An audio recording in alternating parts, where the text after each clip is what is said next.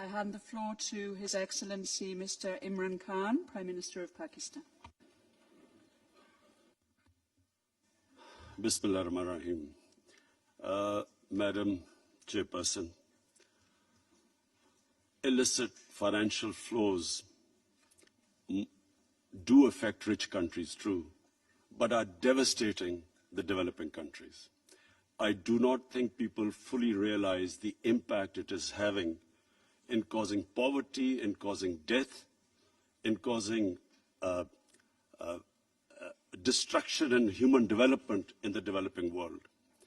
I'll just give you an example of my country. When I took power, in 10 years, we had corrupt leadership that had taken a total debt that had been accumulated over 60 years was taken up by 4 times in 10 years. And most of the money that was made out of corruption was sent outside, money laundered. And that money that could have been spent on our human beings, on their health and education, if that money was spent in our own country, it would have given employment to people. We've got a young population. That money ended up in foreign bank accounts in Western countries, in properties in Western capitals, in offshore accounts. And we have been trying our best to retrieve that money. Even when we've located properties made out of illegal money in Western capitals, we are finding so many legal lacunas and difficulty in trying to get that money back. And I'm afraid there is a lack of political will in the rich countries because they gain from it. And the poor countries do not have the resources. We do not have the lawyers. We do not have the infrastructure abroad to actually retrieve that money.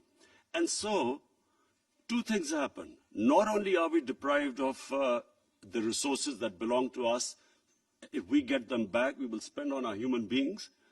But secondly, it is not a deterrent for corruption. So the criminal ruling elites of the developing world keep taking money out of the poorer countries. And because there is not enough of a deterrent, they know that they can get away with it. They all end up in these offshore accounts and these, they get these companies, and through companies they buy these expensive properties. So just to conclude, there has to be a political will in the richer countries. No matter what aid that goes from the richer countries to the